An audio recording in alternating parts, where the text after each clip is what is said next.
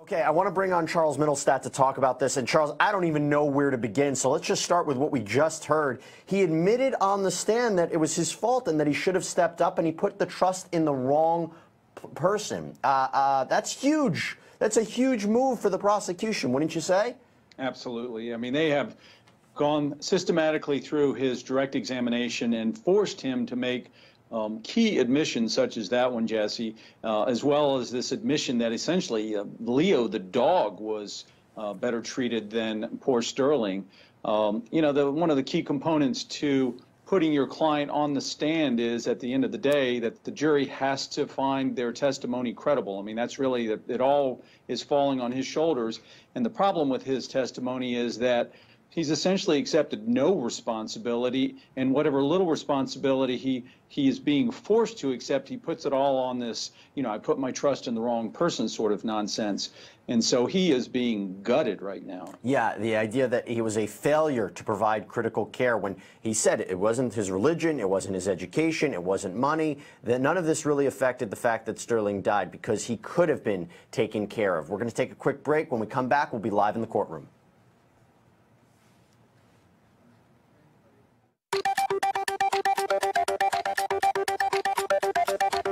Welcome back, everybody. Exciting day here on the network. The defendant just took the stand in the Zachary Koehn case. He just left the stand, and wow, we have to dissect what we just heard because there is so much to talk about. I want to bring on my special guest, criminal investigator Charles Mittelstadt. Charles, I want to start. There's so much to talk about. Let's start with the behavior of the defendant. Now, in your expertise, I'm sure you have to analyze the behavior of a lot of people. And one of the big issues that came up was his strange behavior after Sterling died. And what we saw him testify to was the idea that, well, I was in a state of shock.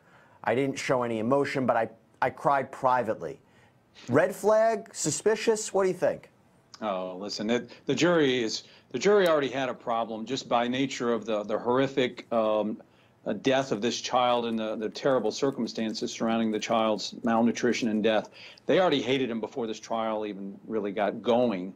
He did nothing to help himself. And, you know, what I found, Jesse, was just a complete absence of any sort of contrition, any sort of acceptance of responsibility.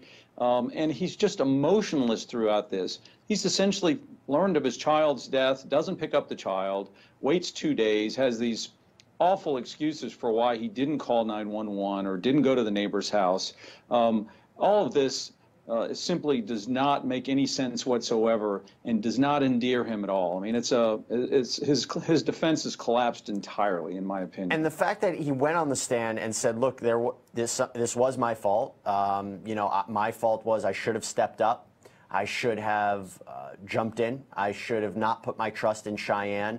That is not enough for a jury to say, well, you know what? Maybe there's something here. Maybe he is not fully to blame for this. Well, and it's also disingenuous. I mean, he was forced to make those sorts of admissions, right, on cross-examination. What we essentially have is he has this dump truck full of responsibility that he backed up to Cheyenne's doorstep and laid right there.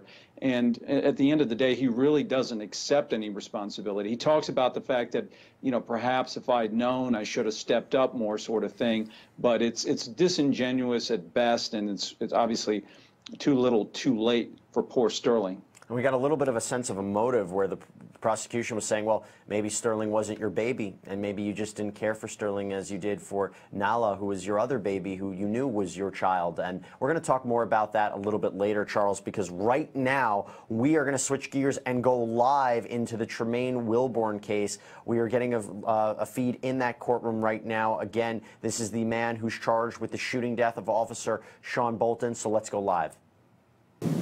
Okay, so we are live right now in the Tremaine Wilbourn case. Again, this is a man who's charged with first-degree murder, faces the death penalty in connection with shooting an officer, Officer Sean Bolton.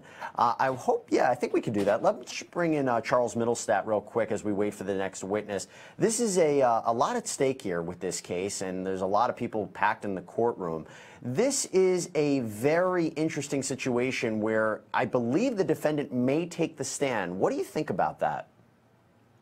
Well, as you know, as we all know, it's always risky when the defendant does take the stand, simply because really at that point, the weight of their defense falls squarely on their shoulders. All the good lawyering, all the good cross-examinations, all the good suppression issues kind of go out the window, Jesse, and it really comes down to whether the jury finds the defendant to be credible and whether they buy his or her testimony.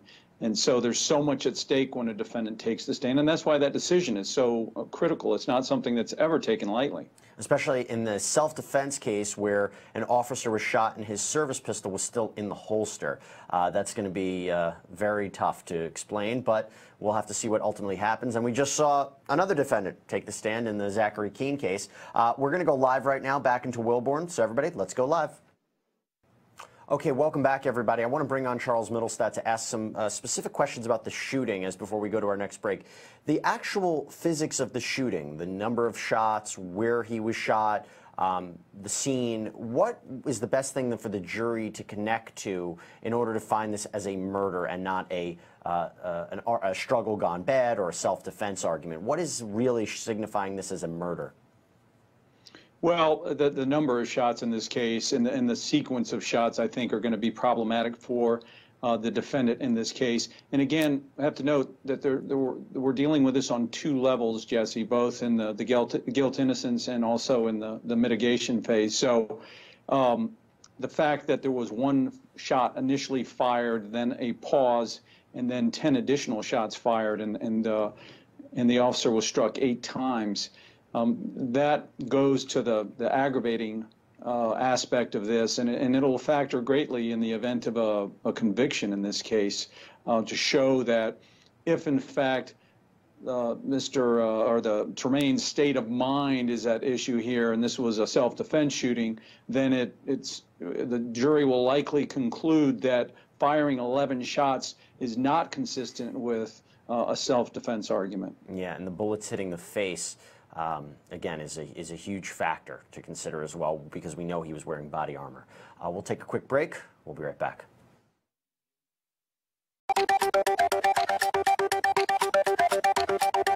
Welcome back, everybody. We are live right now in Tennessee in the Tremaine Wilbourn case, the man who is charged with the murder of Sean Bolton. And you can see it right there. We are about to go live into that Tennessee courtroom. He is charged with first-degree murder. He is carjacking, employment of a firearm with intent to commit felony, and convicted felon as well in possession of a handgun. This is the victim, Officer Sean Bolton, a 33-year-old, and Bolton was shot 8 times, including in the face. And the state, as we keep saying, will be seeking the death penalty. These are some factors to consider as we go live. A new witness is on the stand. Officer Nathan Gaithright is on. Let's go live. Okay, so quick sidebar right there. We are waiting to go back live into this courtroom. Again, there's a lot at stake here in this case, including it's a different perspective than other cases where we've seen in police-related shootings. Here, an officer has fallen, an officer has been killed, and the question is why? This is, you know, we see a lot of times officers on the stand, they're being tried. They claim self-defense. Here you have the defendant claiming he was trying to defend himself from the officer. Maybe I have a minute to bring in Charles Mittelstadt. Yeah, okay, let's bring in Charles to talk more about that. So, yeah, the death penalty here, we showed some of the factors that the jury will be considering if they ultimately find him guilty. This kind of case rises to that level of a death penalty eligible case, correct? Absolutely. I mean, if you're gonna seek the death penalty, or if you have the ability to, this would certainly be a case that's eligible for it. Always have to take officers' deaths and any sort of violent act against a police officer very seriously. So then what can the defense really do here? I mean, what we're seeing from the facts is it's alleged that Wilbourn shot Bolton multiple times and then fled the scene and then carjacked somebody. So how do you explain away that behavior? Well, I don't, you know, in this case, I don't know that you're really explaining things away. The defense is essentially backed into a corner here. This is a case where the state has decided to seek the death penalty.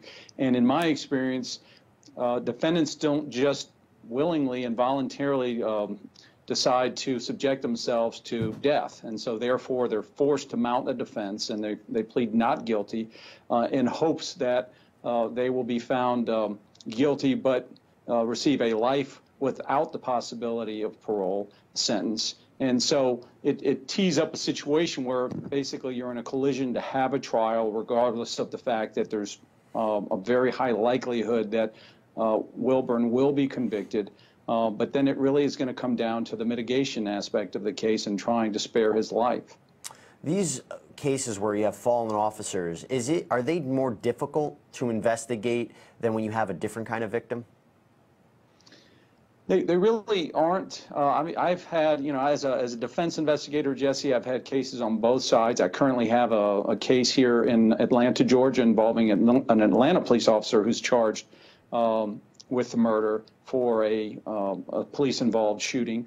And then conversely, I was on Eric Rudolph, the Olympic Park Bombers defense team. So I've had them on both sides. I mean, the investigation is no different. You're still looking at the same issues. What is different in this case, as is with all death penalty cases, are the fact that you have a much higher level of responsibility, and again, you're really preparing for almost two separate trials in this case. Yep, and we've seen it before, and maybe we'll see it again. Let's go back live into the courtroom. Again, Officer Nathan Gaithright is on the stand. He is a latent print examiner.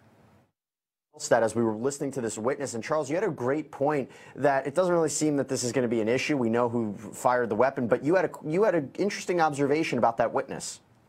Absolutely. As with any expert, and in this case, I don't think he's going to get challenged on it because he's a housekeeping witness.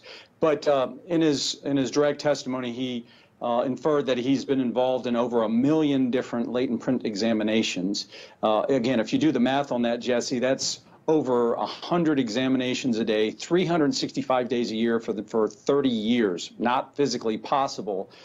He's not going to get impeached on it, but these are the sorts of things that the defense does look for in terms of trying to trip up experts and impeach experts in cases where their testimony is being challenged. Charles, are you saying that witnesses embellish and maybe are not 100% credible on the stand? No, or Jesse, I would never make that suggestion. Now, I know our time together is coming to an end, so I just have to ask final thoughts about this case, because there are a lot of moving factors, including the fact that we talked about it earlier. There was a police shooting only a few months before this, or about maybe a month before this, and then, was that driving the defendant in what he did or what he allegedly did? We can't also forget that he has a long, has a criminal record himself. I mean, final thoughts as we close out your conversation on this case today.